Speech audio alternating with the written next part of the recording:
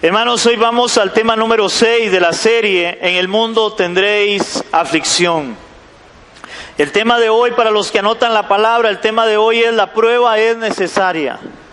Hermanos, yo no sé cuántos de nosotros no nos agrada ser probados o pasar pruebas, pasar tribulación, pasar problemas. ¿Hay alguien aquí que le guste pasar problemas? Yo creo que no hay nadie, ¿verdad? Hermanos, pero interesantemente, créame, la prueba es necesaria. Es necesario que Dios nos pruebe a cada uno de nosotros, como cristianos, como creyentes. Yo lo he dicho y vuelvo a decirlo, a veces cuando venimos a Cristo, empezamos a caminar en el Evangelio. Hermanos, más bien es a veces cuando empiezan los problemas en nuestra vida. Cuando venimos a Cristo. Hay personas que creen lamentablemente que a la hora de venir a la iglesia, de venir al cristianismo, se van a acabar los problemas. Ojalá eso fuera así. Pero eso no es una realidad, eso no es una verdad. La Biblia nos muestra otra cosa. Y vamos a tocar, o vamos a empezar con el versículo que estamos usando como base para esta enseñanza. San Juan capítulo 16, verso 33. San Juan 16, 33. Me dicen amén. San Juan capítulo 16, versos 33. ¿Lo tenemos, iglesia? Dice la palabra en San Juan capítulo 16, verso 33, dice así: estas cosas os he hablado para que en mí tengáis paz. En el mundo tendréis aflicción, pero confiad, yo he vencido al mundo.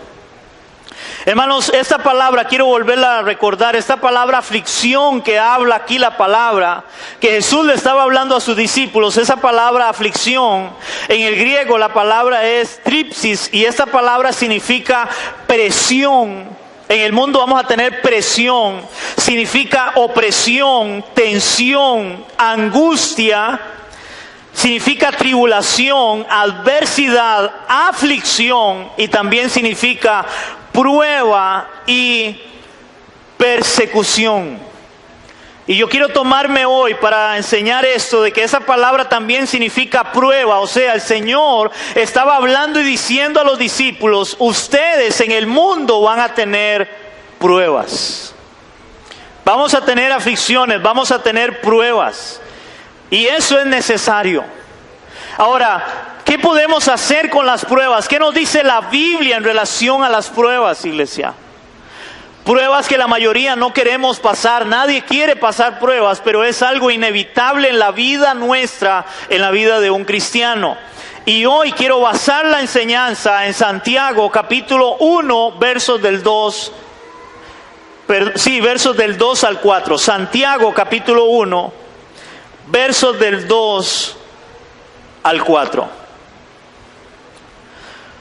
Vamos a leer Santiago 1 del 2 al 4 y luego voy a dar una introducción de Santiago y luego vamos a desmenuzar esos versículos de lo que Santiago le estaba hablando a la iglesia en este tiempo. Santiago capítulo 1, versos del 2 al 4, me dicen amén. Lo tenemos. Santiago está después de Hebreos, antes de Pedro, antes de Juan, ahí está Santiago y luego de Hebreos. Dice la palabra de Dios en Santiago capítulo 1, versos del 2 al 4, dice así: hermanos míos, tened por sumo gozo cuando os halléis en diversas pruebas, sabiendo que la prueba de vuestra fe produce paciencia. Mas tenga la paciencia su obra completa, para que seáis perfectos y cabales, sin que os falte cosa alguna. Wow, qué manera, cómo empieza Santiago a hablar esta carta. Ahora, ¿quién era Santiago? Yo no sé cuántos saben, pero este Santiago que escribe esta carta es el medio hermano de Cristo. Es medio hermano de Cristo. ¿Por qué medio hermano de Cristo? Porque era hijo de José y María, Santiago. Recuerden que Jesucristo fue hijo de María, pero por concepción fue hijo de Dios porque fue concebido por el Espíritu Santo.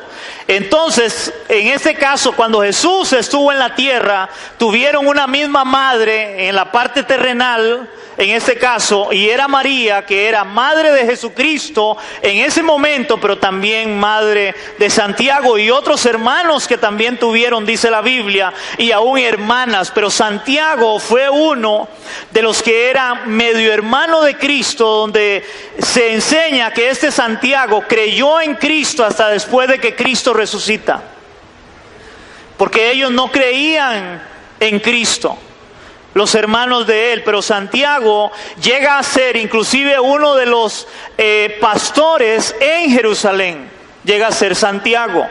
Ahora, cuando Santiago se escribe, dice que probablemente fue escrito para creyentes judíos 10 o 20 años después de la muerte de Cristo. Oigan, 10 o 20 años después, algunos hablan del año 50 después de Cristo, otros hablan del año 40, 40 y algo después de Cristo, que es escrita esta carta. La evidencia del libro indica que se había esparcido probablemente, en este caso, la iglesia, porque se habla de la dispersión salud. Dice que probablemente por causa de la persecución judía que está descrita en Hechos capítulo 8 del 1 al 4. Hermanos, si yo le voy a leer Hechos capítulo 8 del 1 al 4, no lo busque, yo se lo leo. Dice en Hechos capítulo 8 del 1 al 4, dice la palabra: y Saulo consistía, que este Saulo luego llega a ser el apóstol Pablo, consistía en su muerte, que era la muerte de Esteban. En aquel día hubo una gran persecución contra la iglesia que estaba en Jerusalén, y todos fueron esparcidos por todas las tierras de Judea y de Samaria, salvo los apóstoles. Y hombres piadosos llevaron a enterrar a Esteban, e hicieron gran llanto sobre él. Y Saulo asolaba la iglesia, y entrando casa por casa arrastraba a hombres y a mujeres y los entregaba en la cárcel. Verso 4. Pero los que fueron esparcidos iban por todas partes anunciando el evangelio. Hermanos, en Hechos capítulo 8 se narra, se habla de esa gran persecución que hubo en la iglesia, y aparentemente a raíz de esa persecución es que Santiago escribe esta carta para motivar a los creyentes que estaban siendo perseguidos. Estos creyentes, oigan esto, estaban sufriendo una persecución severa. Era una persecución severa de verdad. Dice, habían sido expulsados algunos de ellos de la sinagoga. Algunos habían sido separados de sus familias en esta persecución. Dice que muchos habían perdido sus trabajos por causa de Cristo, por causa del evangelio. O sea, ellos estaban pasando una prueba, realmente una prueba bastante fuerte en sus vidas. Y eran cristianos, eran creyentes de verdad, creyentes que amaban a Dios, y ahora estaban siendo perseguidos por causa del evangelio, por causa de Cristo. Ellos estaban siendo probados. Ahora Santiago escribe la carta, y es donde vamos a ir a Santiago nuevamente, que ustedes lo tienen ahí. Vamos a empezar a ver por qué o cómo empieza Santiago esta carta. Y él les dice: hermanos míos, él les habla a los creyentes, hermanos en Cristo, hermanos míos. Y vean qué forma: tened por sumo gozo, verso 2, tened por sumo gozo cuando os halléis en diversas pruebas. Hermanos, yo no sé cuántos de nosotros podríamos tomar este versículo como Santiago lo está escribiendo a aquellos hombres que estaban siendo perseguidos. Tened por sumo gozo, dice la palabra, cuando os halléis en diversas pruebas. Hermanos, nadie de nosotros, creo, nos gozaríamos cuando estamos pasando prueba, cuando estamos pasando tribulación, pero Santiago les dice: tengan un sumo gozo a raíz de la persecución, a raíz de la prueba. Esa palabra, sumo, significa supremo, altísimo, muy grande, enorme, un máximo. gozo. Hermano, ¿usted se imagina a esta gente perseguida y ellos, Santiago, escribirle, ustedes deben de tener sumo gozo por eso? Porque están siendo probados, porque están siendo perseguidos. La palabra gozo significa, la palabra es chará en el griego y la palabra es alegría, deleite, regocijo. O sea, un sumo deleite, un sumo regocijo. Cuando estén, dice el verso 2, siendo o teniendo diferentes pruebas. Wow. Hermanos, ¿cuánto tenemos que aprender nosotros esto? Ahora, está hablando de la prueba. La palabra prueba en el griego es peirasmos. Y esa palabra prueba significa, dice, de poner a prueba por experimento disciplinar. Es una prueba que se hace con un fin. Oigan esto. Es una prueba que se hace con un fin, que es el ser sometido a prueba, en este caso, que salga de ella más fuerte y más puro. Gozaos cuando os halléis en diversas pruebas. Hermanos, la prueba tiene un fin para nosotros, para los cristianos. Y por eso el tema de es necesario que seamos probados. Porque el fin es para que nosotros salgamos más fuertes y más puros en nuestra fe. La mayoría de personas hoy en iglesias cristianas evangélicas, la mayoría de las personas cuando están pasando prueba, cuando están pasando problemas, lo que hacen que es alejarse de la iglesia, alejarse del Señor. Cuando la palabra de Dios está hablando todo lo contrario, hermanos. Si hay algo que debe producir gozo, que es lo que Santiago está escribiendo, aquellos hombres que estaban siendo perseguidos, ustedes deben tener gozo cuando os halléis en diversas pruebas, mucho tipo de pruebas. Ahora yo le hago una pregunta, hermano, ¿hay alguien aquí que está pasando prueba? Si usted está pasando prueba, hermano, hoy la palabra te dice, el Señor te dice que debes de gozarte en la prueba. Ay, ay, ay. ¿Cuánto decimos ay, ay, ay a eso? Hermanos, nosotros no estamos acostumbrados a gozarnos en la prueba. Nosotros no queremos pasar la prueba, pero según Santiago, en esta carta les dice a ellos, gócesen cuando estén pasando diversas pruebas. Gócesen por eso. Aquellas pruebas tenían que fortalecerles a ellos en su vida espiritual, en su fe de creyentes, de cristianos. Hermano, cada vez que usted y yo pasemos una prueba, oigan esto, cada vez que usted pase una prueba, Dios te va a fortalecer más en Él. Si usted no pasa la prueba, o si usted no es sometido a una prueba, hermano, usted nunca va a fortalecerse en el Señor. Y yo le voy a poner un ejemplo muy fácil y sencillo, para que usted me entienda. ¿Cuántas personas llegan y le oran al Señor y le dicen, Señor, dame paciencia? Yo no sé cuánto le han pedido paciencia al Señor. Señor, dame paciencia. Hermano, si usted le pidió paciencia al Señor, agárrese de la banca. Agárrese de la banca.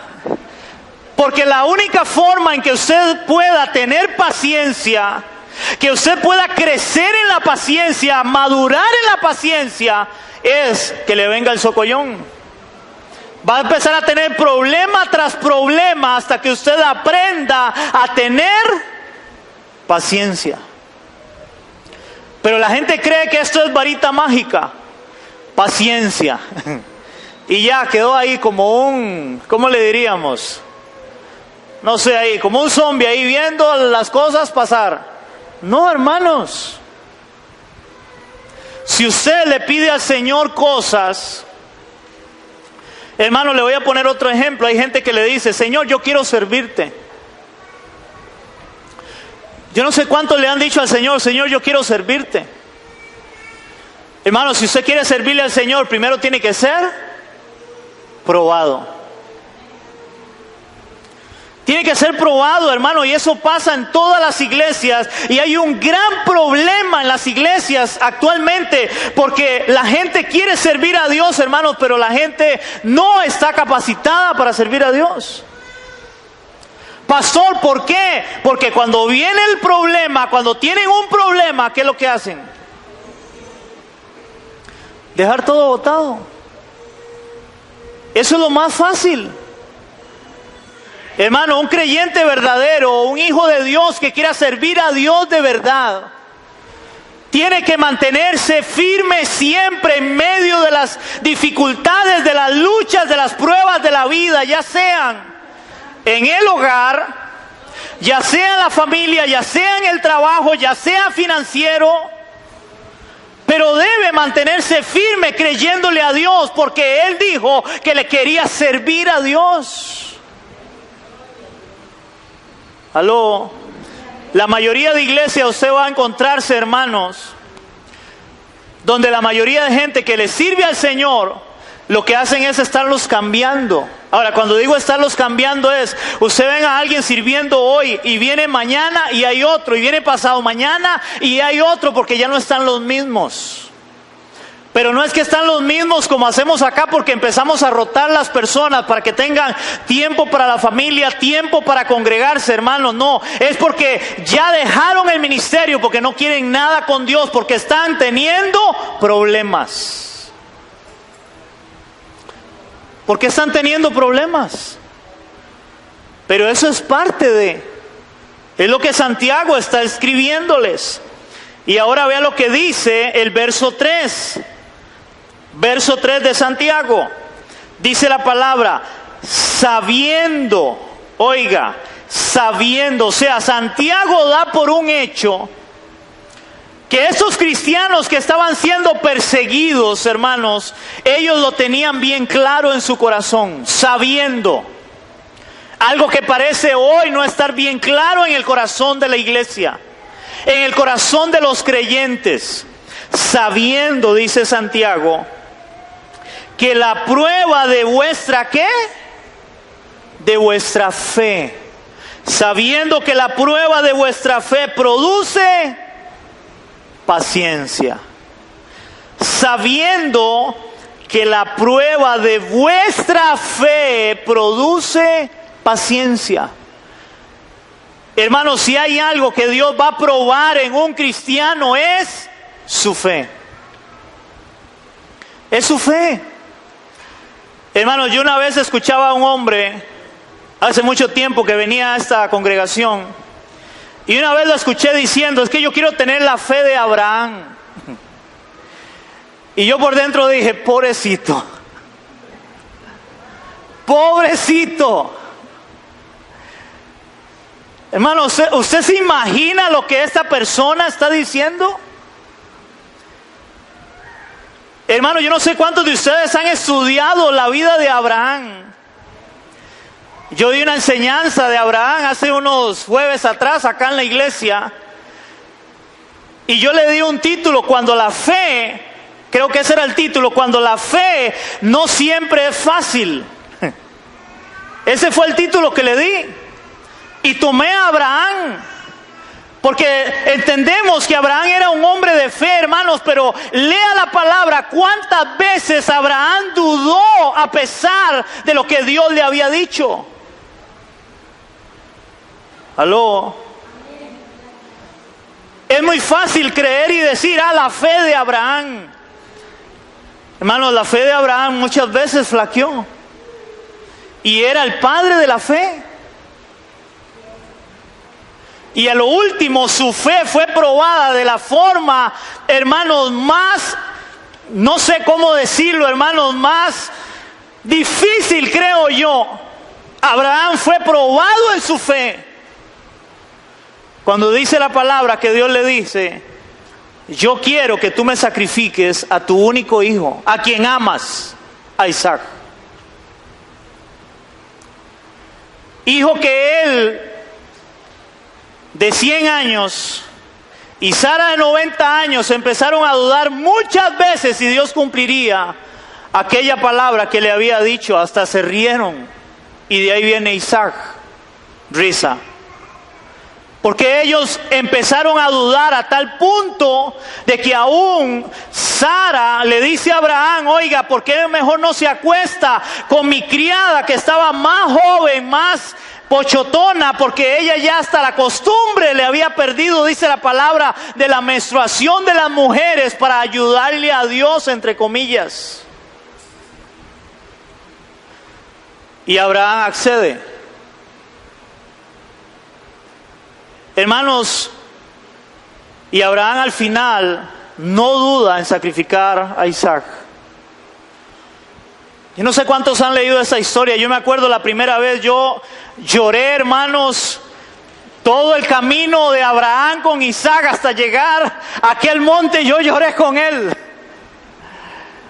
Y todavía más cuando yo me metí en la historia, cuando Isaac llega y le dice a su padre con la carga de leña y le dice: papá, llevamos la leña, tú llevas el cuchillo, ¿a dónde está el animal para el sacrificio?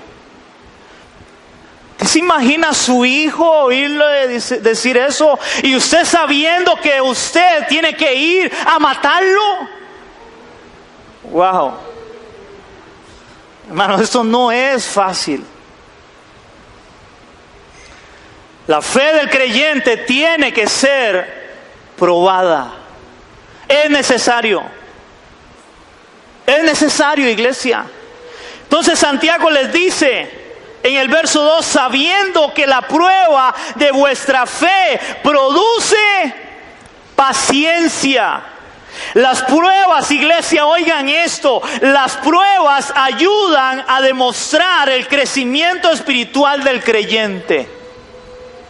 Las pruebas ayudan a demostrar el crecimiento espiritual del creyente, y como resultado debe producir gozo, perseverancia y madurez en la fe.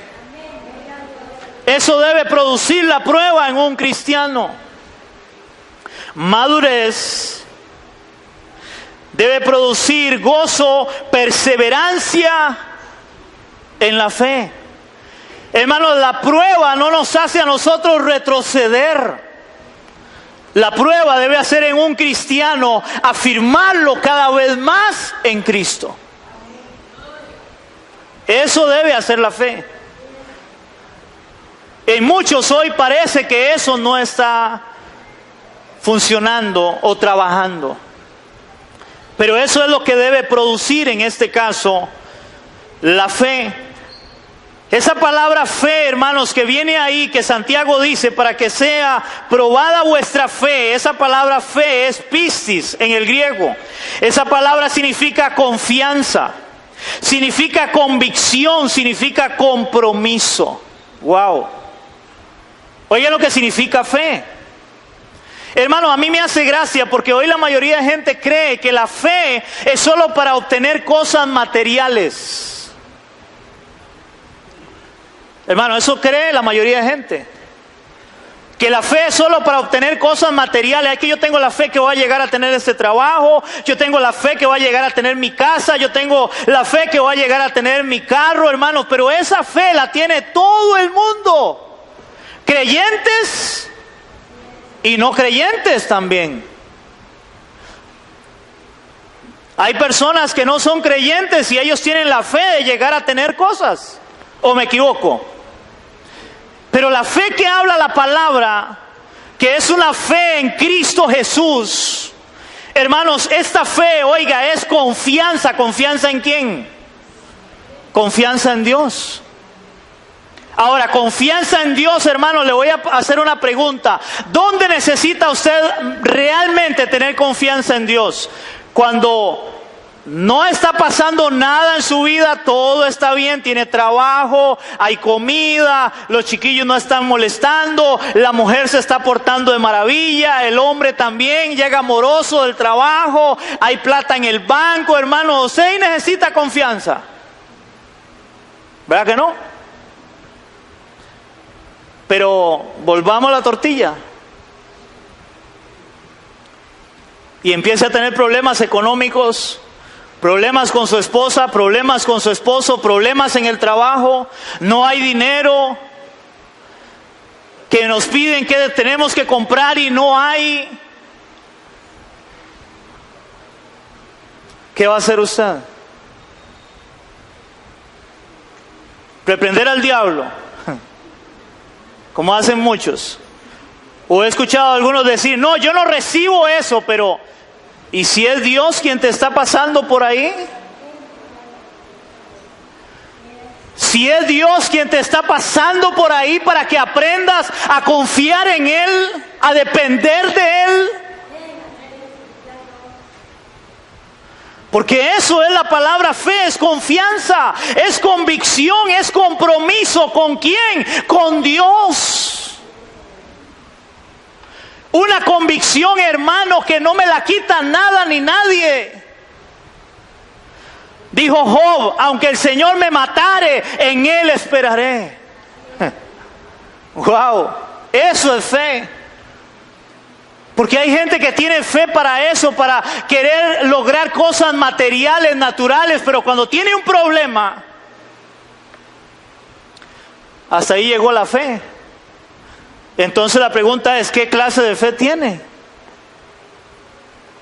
Y más si le decimos al Señor que queremos la fe de Abraham, ¿verdad? Hermanos, si antes le dije que cuando alguien le dice al Señor que le dé paciencia, debería agarrarse la banca, hermano, ahora, ¿cómo cree usted si le dice yo quiero la fe de Abraham? Hermano, ahí no hay que agarrarse la banca, hay que agarrar una columna de concreto y agárrese. Porque ahí viene. Amén, iglesias, ¿cuánto estamos entendiendo? Dice Santiago en el verso 2 que esta fe debe producir paciencia. Esa palabra paciencia, hermano, en el griego es, y a mí me causa gracia esta palabra, porque la palabra es hupomone. Hupomone. Y yo cuando veo esta palabra yo me acuerdo de un jupón, no sé por qué. Pero esa es la palabra en el griego original. Paciencia es hupomone. Y yo me acuerdo de un jupón, porque ¿qué hace un jupón para nosotros en nuestro contexto? Alguien que usted le dice no haga y sigue haciendo, por más que usted le diga no haga. Y así debe ser la fe de un cristiano. Aunque venga prueba, aunque venga lucha, aunque venga lo que venga, él va a seguir confiando y perseverando en Dios. Produce paciencia. Oiga, esa palabra paciencia que es hupomone, oigan lo que significa. Viene de resistencia, viene de aguante, pero dice un aguante alegre o un aguante esperanzado. Wow, es increíble esa palabra, paciencia. Hermano, eso sería como usted estar sosteniendo un peso en sus hombros, un peso grande y fuerte, pero usted sigue sosteniéndolo porque usted está confiado y esperando de que Dios va a hacer algo. Eso es paciencia. Es cuando usted, hermano, tiene una carga, tiene una lucha ahí tan fuerte, pero usted sigue confiando en Dios. A pesar, yo no sé cuántos han sentido esa carga que hoy le llaman estrés, casi 4.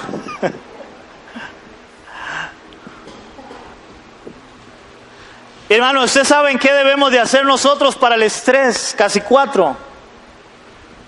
La Biblia dice que debemos de echar toda nuestra ansiedad sobre Él, porque Él tiene cuidado de sus hijos. El problema, hermano, es que nosotros no hemos aprendido a agarrar ese estrés, esos problemas y confiar en Él, a tener paciencia. Nos cargamos cada vez más y nos cargamos hasta el punto de que es como una olla de presión y explotamos. Donde le habla el esposo, la esposa, los hijos y nada es ¿qué?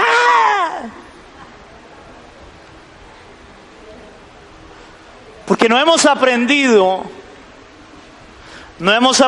a ir delante del Señor para aprender a tener paciencia.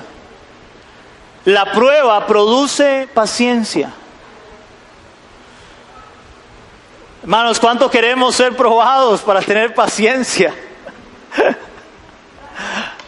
Piénselo muy bien. Pero déjeme decirle, aunque usted no diga amén, Dios te va a probar. Porque Él quiere que usted y yo aprendamos a tener paciencia, y es confiar ¿en quién? En Dios. A confiar en Él, hermano. Alguien que no vea, cuando usted vea a un cristiano feliz que nunca tiene problemas, hermano, yo en lo personal dudaría si es cristiano, porque hermano, lo más normal de los cristianos es que Dios nos pase o nos viva probando para poder crecer, para aprender a confiar en Dios cada vez más. Entonces la palabra, hermanos, es paciencia, y eso nos ayuda a perseverar. Ahora vamos al verso 4. Santiago, verso 4. Vamos a leer otra vez 2, 3 y 4 para no perderle el hilo. Hermanos míos, tened por sumo gozo cuando os halléis en diversas pruebas, sabiendo que la prueba de vuestra fe produce paciencia. Verso 4. Mas tenga la paciencia su obra completa. Oigan esto.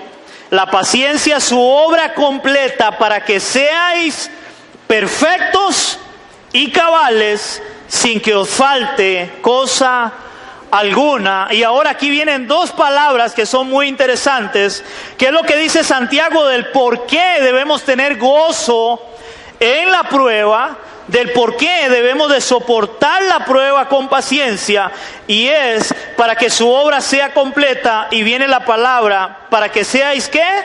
Perfectos. Hermanos, esta palabra perfectos en el contexto nuestro tiene otro significado. Para nosotros, alguien perfecto sería alguien que no falla, alguien que es perfecto, ¿verdad? En el original, en el griego, en lo que Dios quiere hablarnos, hermanos, la palabra perfecto no significa que usted no tenga fallas.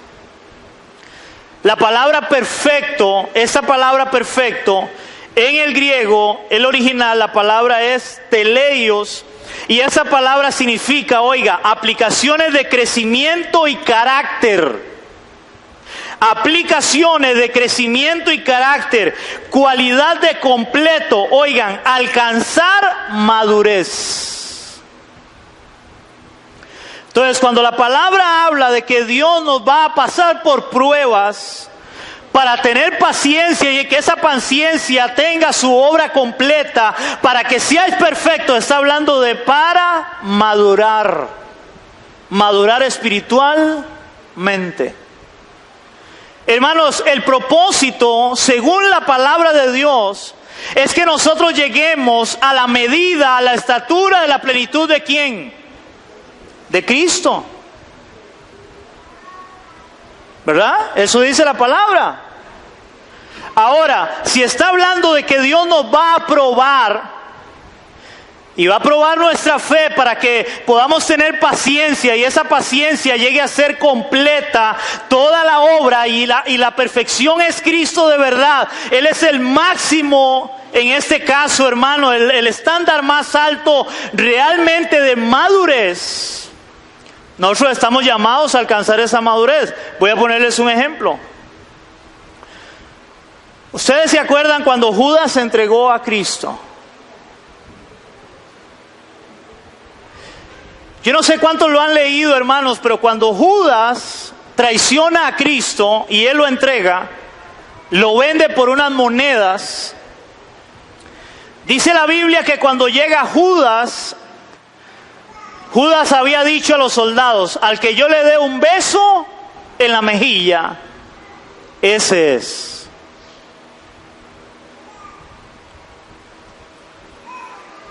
¿Cuántos de nosotros tenemos la capacidad de que alguien habló algo de nosotros? De que alguien nos hizo algo y nosotros decir, deme un besito en la mejilla.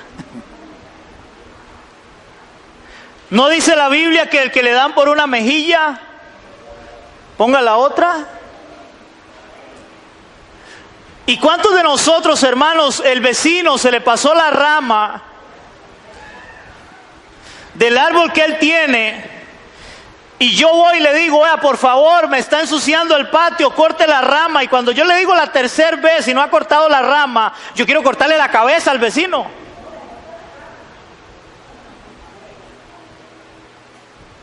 ¿Aló? Hermanos, a Jesús dice la Biblia que a él lo agarraron, lo escupieron, lo abofetearon. Y dice la Biblia que él no abrió su boca. Cuando él estaba clavado en la cruz, hermano, después de todo lo que le habían hecho, la Biblia dice que él exclama, Señor, perdónales porque no saben lo que hacen. ¿Cuántos de nosotros tenemos esa capacidad? Yo creo que nadie. A nosotros nos hacen una mueca, hermano, no nos hacen un favor. Y ya yo agarro entre ojos a fulano. La Biblia habla de que Dios nos va a probar para llegar a ser perfectos. La medida, la estatura de la plenitud de Cristo. Ahora, hermanos, ¿cuántos somos realistas o somos honestos y decimos, Señor, falta mucho todavía? Falta mucho todavía. Hermano, porque cada vez que Dios te pasa por una prueba, si eres hijo de Dios de verdad, hermano, ¿sabe qué es lo que se te va al suelo ahí? Tu yo, tu orgullo. El yo valgo, el yo soy. Cuando somos probados de verdad de parte de Dios, hermanos, Dios nos agarra y nos exprime para reconocer que necesitamos confiar en Él y depender de Él. Para eso Dios te va a probar, es necesario ser probado. Aunque nadie quiera ser probado, pero Dios va a probar a sus hijos. Para que seáis perfectos, dice el verso 4, también y cabales. Esa palabra cabales, en el griego, la palabra es holokleros. Esta palabra holokleros significa, oiga, íntegro y entero. Íntegro y entero. O sea, el Señor quiere, hermanos, formar nuestro carácter conforme al de Cristo y que seamos íntegros, enteros, completos en Cristo. Pero para eso, Dios tiene que probarnos. La prueba es necesaria. Amén, iglesia. Hermanos, la prueba, oigan esto, la prueba para muchos no es fácil. ¿Cuántos creemos eso? La prueba para muchos no es fácil. Sin embargo, es una oportunidad de parte de Dios para crecer en nuestra vida. Ahora viene la pregunta, ¿cómo vas a ver la prueba? ¿Cómo va a ver usted la prueba? ¿Como algo bueno o algo malo? ¿Se acuerdan la última enseñanza? Cuando Dios permite lo malo para nuestro bien. ¿Cómo vas a ver la prueba? ¿Como algo malo o algo bueno? Hermano, aunque usted no lo quiera y lo vea como algo malo, la prueba es necesaria. Eso es lo que Santiago les estaba escribiendo a ellos. Gócesen cuando os halléis en diversas pruebas. Vamos a ir ahora sí a Romanos capítulo 5. Romanos capítulo 5.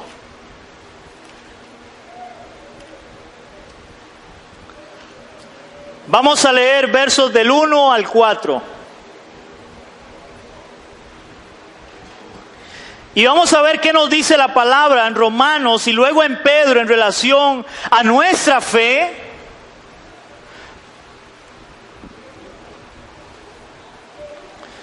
En cómo debe ser probada nuestra fe, lo que ellos creían.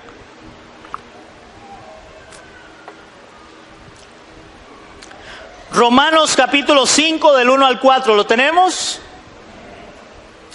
Dice la palabra: justificados pues por la fe, tenemos paz para con Dios por medio de nuestro Señor Jesucristo, por quien también tenemos entrada por la fe a esta gracia, en la cual estamos, ¿cómo estamos? Firmes. Oye, estamos firmes, dice Pablo, que es el que escribe Romanos. Tenemos por esta fe entrada a la gracia en la cual estamos firmes y nos gloriamos. Oigan esta palabra, y nos gloriamos en la esperanza de la gloria de Dios. Y no solo esto, o sea, no solamente nos gloriamos en la esperanza de la gloria de Dios, y no solo esto, sino también nos gloriamos en las tribulaciones, sabiendo que la tribulación produce paciencia, y la paciencia prueba, y la prueba esperanza. Wow. Hermanos, Pablo está hablando de cómo ellos no se gloriaban solamente en Cristo por la fe, sino también en sus tribulaciones. La iglesia no ha aprendido a gloriarse en el Señor en sus tribulaciones. No hemos aprendido eso todavía. Hermano, yo le hago una pregunta. ¿Qué va a pasar? Hermano, ¿qué va a hacer usted? ¿Qué decisión va a tomar usted? El día, hermano, porque creo que se llegará el día donde a usted lo puedan enjuiciar o meter a la cárcel porque usted no está de acuerdo a lo que el mundo dice. Para ponerles un ejemplo muy fácil. Cuando usted llegue y diga, yo no estoy de acuerdo en mandar a mi hijo o que mi hijo le enseñen educación sexual, donde le van a enseñar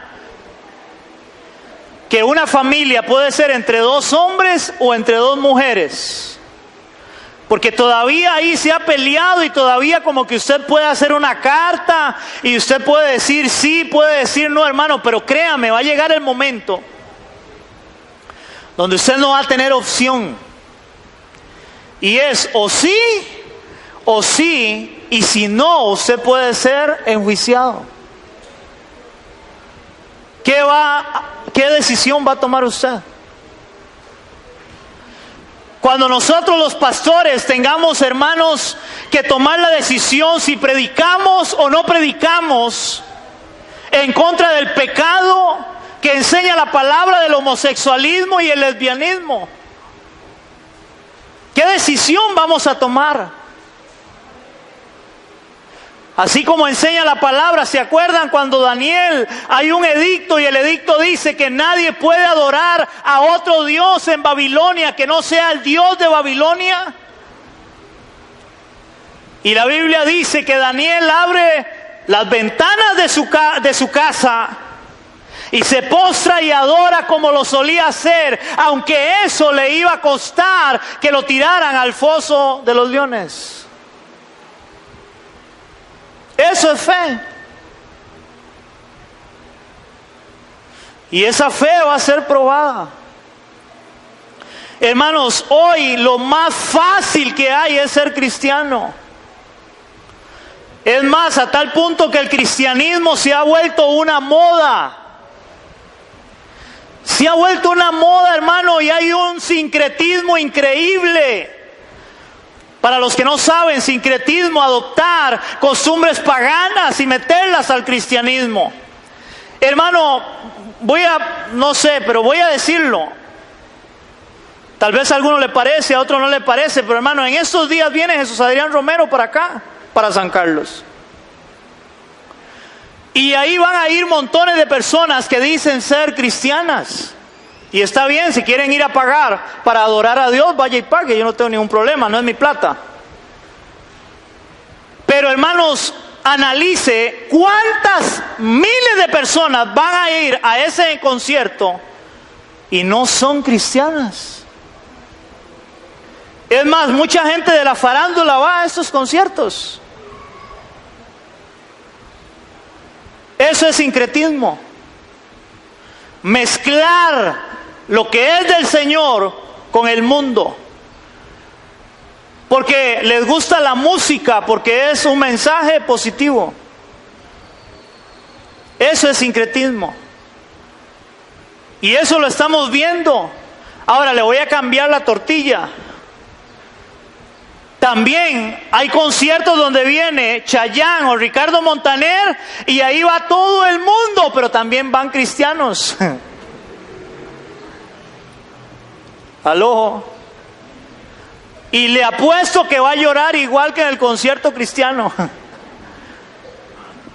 Porque canta tan lindo Chayanne, porque canta tan lindo Luis Miguel. Sincretismo.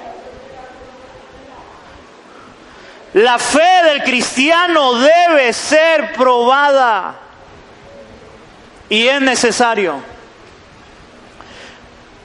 Vamos a ir a Primera de Pedro, capítulo 1, versos 6 y 7, hermanos. Y ya vamos aterrizando. Primera de Pedro,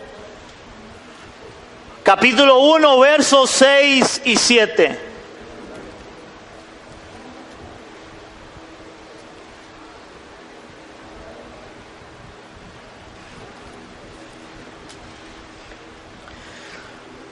Primera de Pedro, capítulo 1, versos 6 y 7.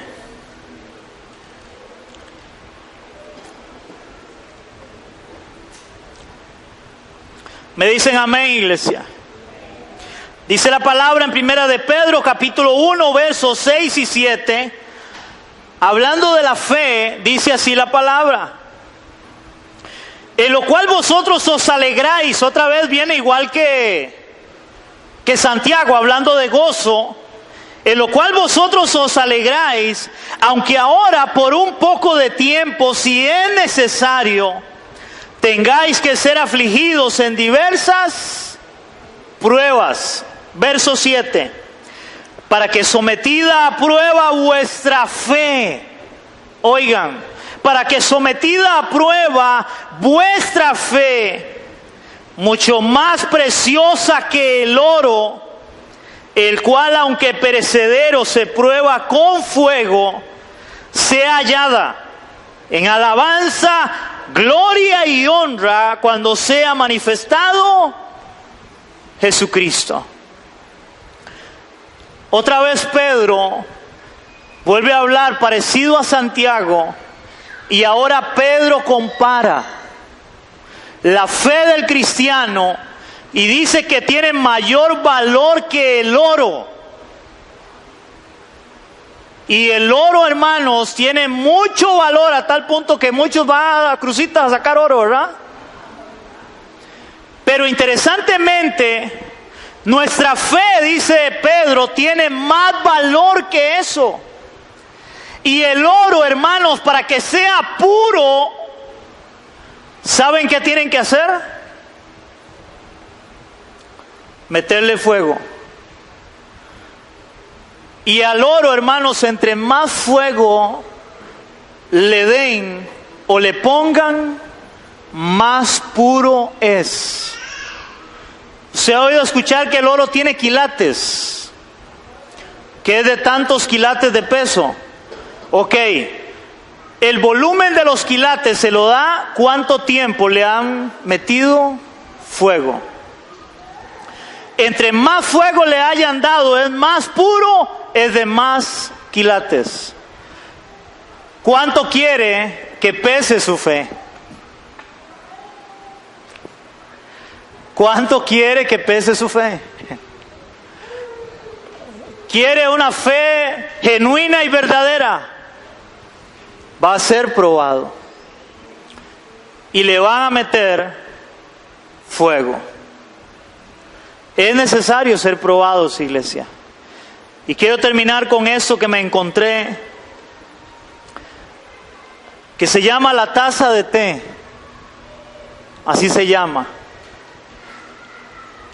Cualquier coincidencia, hermanos, es eso, es pura coincidencia. Y dice así: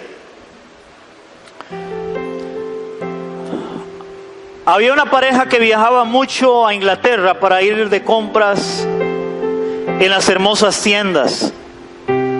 A ambos les gustaban las antigüedades y los artículos de barro, especialmente las tazas.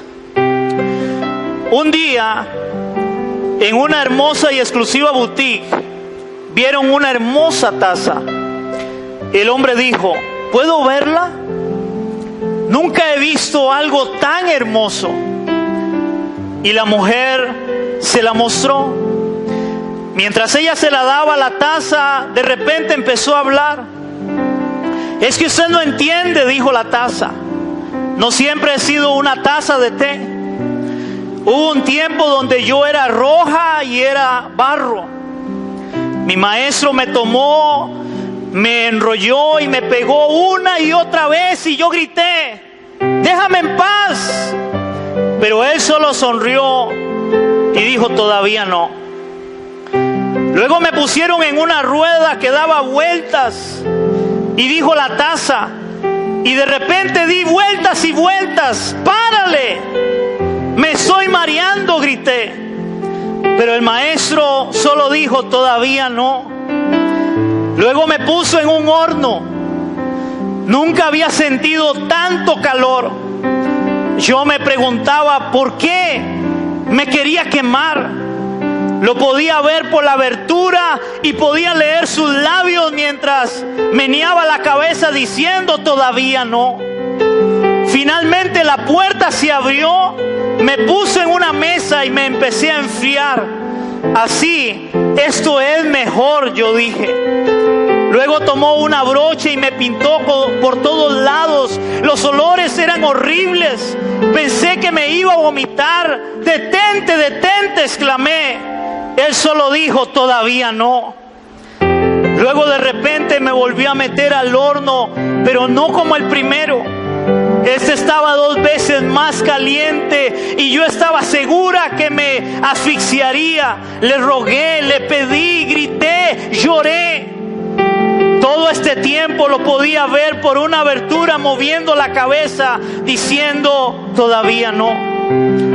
Entonces me di cuenta que no había esperanza. Nunca lo podría lograr. Estaba lista para darme por vencida. Pero la puerta se abrió y me sacó y me puso en el estante.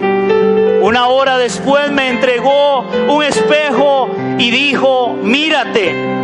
Y me miré y dije: ¿esa soy yo? No puedo ser yo. Es hermosa. Soy hermosa. Yo quiero que recuerdes. Entonces me dijo: yo sé que duele ser arrojada y golpeada, pero si solo te dejo, te hubiera secado. Yo sé que te mareaste cuando te di vueltas en la rueda, pero si no lo hubiera hecho, te hubieras hecho pedazos. Yo sé que dolió y que estaba caliente y desagradable en el horno, pero si no te hubiera puesto ahí, no te hubiera formado. Sé que los olores eran fuertes cuando te llené de pintura por todos lados, pero si no hubiera hecho esto, nunca te habrías afirmado. No tendrás color en tu vida si no te hubiera puesto en ese segundo horno. No hubieras sobrevivido por mucho tiempo porque la firmeza no iba a aguantar. Ahora eres un producto terminado. De la misma forma, el deseo de Dios es transformar nuestra vida, aunque a veces sea doloroso. Hermanos, ¿no dice la palabra que nosotros estamos en las manos del alfarero? ¿No dice la palabra en Isaías, hermanos, que Él puede agarrar de la vasija y hacer una vasija para honra y otra para deshonra, pero también puede hacerla como Él quiera? nosotros. Somos una vasija en las manos de Dios para transformarnos, para moldearnos a la imagen de Cristo. Hermanos, gozaos cuando os halléis en diversas pruebas, sabiendo que la prueba de vuestra fe produce paciencia. Y tenga la paciencia su obra completa, para que seáis perfectos y cabales, sin que os falte cosa alguna. Oramos. Señor, te damos gracias. Padre, gracias por tu palabra, Rey. Gracias, Señor, porque tú siempre nos hablas y nos enseñas tu voluntad y tu deseo. Hoy, Señor, tal vez muchos de nosotros, de los que están en este lugar o los que están escuchando por internet, Señor, están pasando prueba. Están como aquella taza de té, Señor, donde están siendo formados y están metidos en el horno. Y tal vez gritando, llorando y diciendo, ¿por qué, Señor? Pero ahí estás tú meneando la cabeza y diciendo, todavía no. Todavía falta. Todavía falta formarte. Porque tú deseas que seamos formados a la imagen de Cristo. Señor, y el proceso es duro y largo. Pero hoy queremos confiar en ti, Señor. Hoy queremos depositar nuestra vida en tus manos. Hoy queremos decirte que tú eres nuestro Dios, nuestro Señor. Y que al final vamos a ver tu mano y tu gloria. Aunque en el momento no lo veamos y lo entendamos, Señor. Porque tú eres un Dios bueno y maravilloso, y dice tu palabra que estamos en las manos, no solamente de un alfarero, Señor, sino del mejor alfarero del mundo, del mejor creador del mundo, para crear nuestra vida y transformarla, Señor, para la gloria de tu nombre, Padre. Y por eso te damos gloria y te damos gracias en esta hora, en el nombre de Cristo Jesús. Amén y amén. ¿Cuánto le damos un aplauso al Señor?